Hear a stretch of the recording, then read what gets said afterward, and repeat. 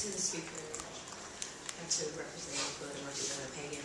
This is the third time this bill has been introduced, and so each time before it has failed because the bill is clearly unconstitutional.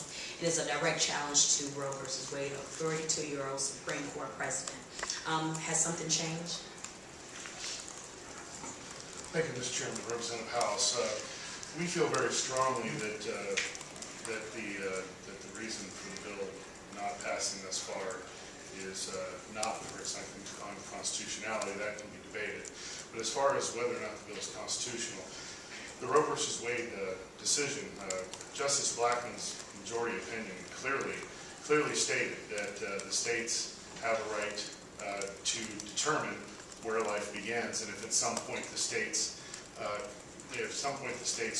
can actually determine a point when life begins, whether that's conception, heartbeat, viability, whatever, but it certainly absolutely left the door open that if a state could, through future means or technology, determine when life begins, that clearly that their majority decision would be turned on its ear. So that's certainly our opinion in this particular case. Would be our bill.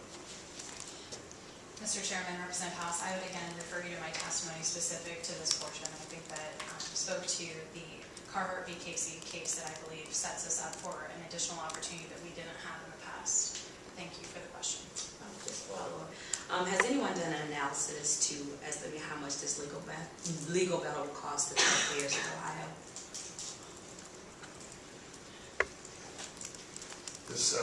This would certainly be an issue that will have to go through the court system. It'll be heard in other states as other states pass similar bills. It will be very difficult to ascertain what's going to go on, what's going to happen in the future, and how this will ultimately work. There may be some experts that might be able to come in and testify on that, but I would say that certainly would not be a question that I can give an answer to.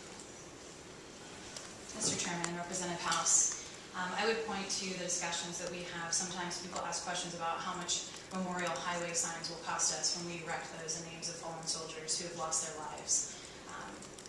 Generally, there are costs that the state is willing to take on in order to move or advance a cause to defend its citizenry, and I believe this to be one of those causes.